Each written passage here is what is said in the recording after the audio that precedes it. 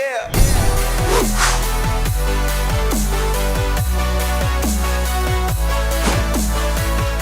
Welcome back to the Gridiron Expert. When you win 2 conference championships in a row, the next logical step is to make the college football playoff. The million-dollar question is, can Oregon do it? The Ducks clock in at number 13 in our early Gridiron Expert Top 25, and today we're going to take a look at their 2021 schedule to see if it is possible for the Ducks to make the college football playoff. Now again, we're not predicting any of the games up here today. We're just analyzing their schedule and giving you a brief outlook of their upcoming season. When you look at what they did last year, guys, this was a team that went 4-2, again, winning the Pac-12 for the second year in a row under Mario Cristobal before falling in the Fiesta Bowl 34-17 to Iowa State. But this team returns a lot of talent, a lot of experience from that Pac-12 championship team we saw last year. 7 on offense, 7 on defense. They have no more questions at quarterback as Anthony Brown, the former Boston College quarterback, transferring in, will be the head man as Tyler Shuck surprised a lot of people by transferring to Texas Tech. He was the starter last year, while of course he was no Justin Herbert. Didn't think he played all that bad. But Shuck transferred out. Brown is the quarterback now, and he fits well into Joe Moorhead's offense and what he's trying to run up in Eugene. Andy Avalos is out as defensive coordinator. He went and took the head coaching job at Boise State. So maybe a few questions on the defensive side of the ball as to whether or not the defense would gel with a new DC. But they do have one of the best defensive players in the country back in Kayvon Thibodeau. Oregon is a legitimate college football playoff contender. We have them as a top 15 team here. But the unfortunate thing about playing in the Pac-12 is that you have to probably go 11-1 or 12-0 to get to the college football playoff. Does this schedule allow for it? We take a look, guys. I will tell you this. You'll know whether Oregon is a legitimate playoff contender, national title contender, whatever you want to say. You'll know if they are one after week 2. This is one of the marquee games, not just of week 2, but of the entire college football season, when Oregon travels to Columbus to take on Ohio State, the runner-up from last year. Remember, the Buckeyes falling to Alabama in the national championship game. And remember, Ohio State going through a lot of changes themselves, namely losing their star quarterback in Justin Fields, now out in Chicago. So this is a huge game, guys, and I feel for Oregon because last year Ohio State was supposed to come out to Oregon. Supposed to be a home-and-home series. COVID ruined that. So Oregon is not getting the benefit of having the Buckeyes come to them. They have to go to Columbus. But one could argue that Oregon is in a better spot depth-wise and talent-wise in terms of returning starters than Ohio State is. One could argue that Oregon is in a better position as a whole than Ohio State is and will be when week 2 rolls around because Ohio State isn't going to have a whole lot of time to work out any issues, especially with Ohio State playing Minnesota in week 1. A very interesting potential trap game in the Big Ten. So this is a huge, huge game for the Ducks, guys. Oregon has an opportunity to go out there and get a huge resume-boosting win more than anything. We talk so much about how weak the strength of schedule is within the Pac-12. If Oregon can add a top 5 victory on the road against Ohio State, that boosts their resume significantly if they're in the playoff hunt by season's end. So Ohio State, the big game to watch out for. Stony Brook, Arizona, Stanford, Fresno State in week 1. None of those really stand out as big games for the Ducks. I think they're going to be favored in every single one of those games.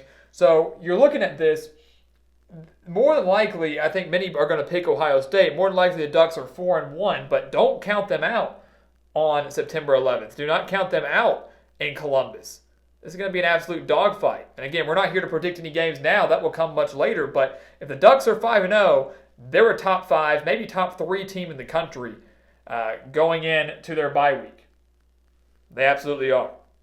Coming out of the bye week, they start off against California, and that to me is what begins the key stretch for the Ducks.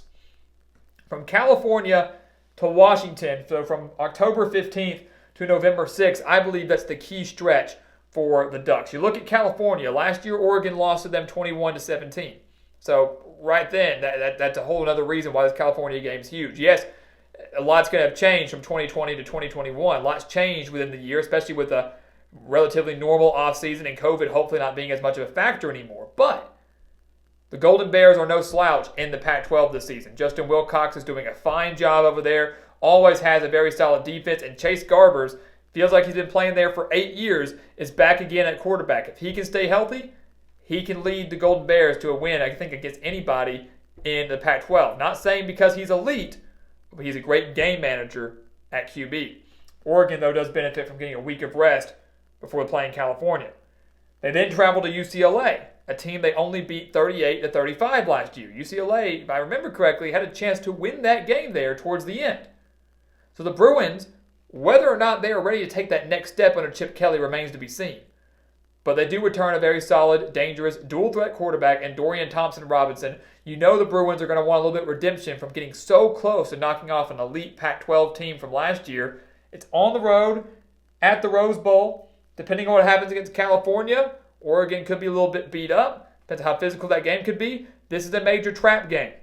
This is a major trap game for Oregon here at UCLA. Cannot afford to overlook the Bruins, who really could go bowling, win anywhere between 6 to 8 games, or could once again fail to make the postseason under Chip Kelly. We don't know what to expect from UCLA. They're quite the anomaly in the Pac-12.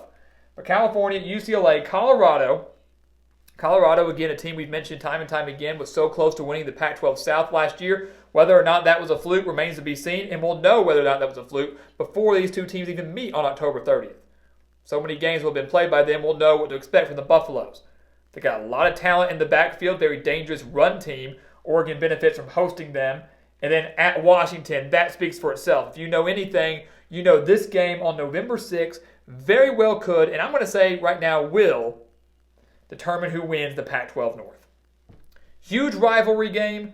Huge rivalry game. It's going to be even more bitter now because if you remember, Washington won the Pac-12 North last year, couldn't play in the Pac-12 Championship because of COVID, so who got to go? Oregon. And Oregon won the Pac-12 Championship over USC. So even more bad blood there, even though it wasn't that Oregon did anything bad or Washington did anything bad. It's just unfortunate circumstances, but you know that's got the Huskies' blood boiling. And they are hosting the Ducks, guys. And if I'm Oregon, again, I know you have dominated Washington for the most part. You've dominated this rivalry series for about the last 2 decades or so. But I would be a little worried. Washington returns just about everybody from that team that technically won the North last year. They're in year 2 under Jimmy Lake. Solid defense. They work out some things on offense, which I think they'll have time to do before November 6th. They get to host the Ducks. That's a scary thing to think about. And it's scary to think about that your entire season might lie at the hands and come down to the hands of this one game in Seattle against your big-time rival on November 6th. So without a doubt, this is the biggest game on Oregon's schedule. Not Ohio State. Not Ohio State. Because while that game would be huge to boost the resume, while obviously you want to get that quality win, it's not going to affect your Pac-12 championship chances. It's a non-conference game. So while it would be great, and while it can affect Oregon when it comes down to the playoff race, it's not going to affect them when it comes to the conference title race. And that's one thing that a lot of people are going to have to look at right now. Oregon's not getting to the playoff if they don't win the Pac-12. Plain and simple. So Ohio State, yes, a huge game. The Washington game's bigger. If, in fact, Oregon takes care of business against the majority of these opponents here. This Washington game's huge, and that wraps up that 4-game stretch. So from California to Washington, so October 15th to November 6th, to me, that's the biggest stretch of game, the key stretch of games for Oregon in 2021.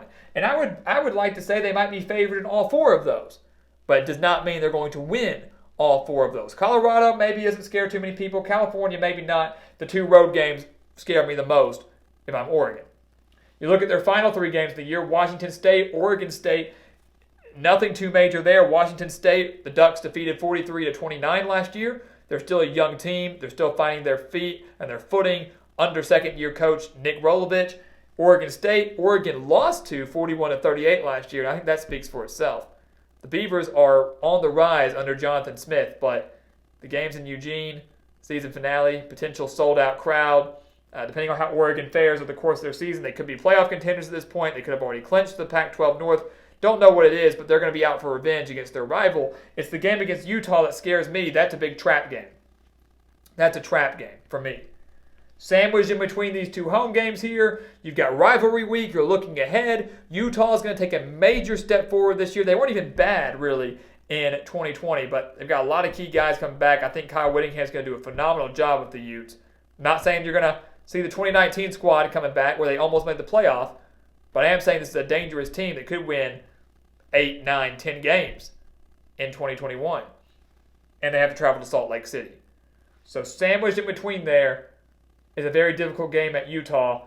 The month of November is not easy for Oregon. I still believe the key stretch is from California to Washington, but at Washington, at Utah, very, very tough games that are going to really dictate whether Oregon wins the Pac-12 North and whether Oregon can seriously go to the college football playoff or be in the hunt for the college football playoff when championship weekend rolls around. The FPI has the Ducks going 10-2. 10-2 in the regular season. Now, right there, 2 losses, they're done. They're not going to the playoff. They don't stand a chance. It's not happening. But 10-2, depending on who they have them losing to, and I guarantee one of them is to Ohio State, is good enough to possibly win the Pac-12 North, go to the Pac-12 Championship, win that, and go to yet another New Year's Six bowl game. And so while Duck fans, I know you want to get to the Final Four, you want to get to the college football playoff, how disappointed would you be with a third straight Pac-12 title and another New Year's Six bowl appearance, a potential chance to win 2 New Year's Six bowl games in the span of 3 years? Wouldn't say it's all that bad. Also to go along with another double-digit win season. Mario Cristobal continues to do a phenomenal job in Eugene. The schedule is there for them to make another great run. It's just whether they're going to make a run to the Pac-12 Championship or they're finally going to take that next step and make a run to the playoff. So guys, thank you so much for watching us here at The Gridiron Expert on YouTube. Make sure to continue to like, comment, subscribe, share our videos, and hit that little bell. Get those notifications for us here at The Gridiron Expert. We've got a few more schedule previews to go through as we continue to work through our top 25. You never know which team is coming up next. So hit that notification button so you don't miss these videos and you don't miss anything during prediction season. Also, make sure to check out everything down in the description below. Exclusive content for you guys, the die-hard college football fan, to get you through this entire offseason and give you some extra insight during the season itself. Make sure to go give that a look. And once again, guys, as always, thank you so much for watching, and we'll see you next time right here on The Gridiron Expert.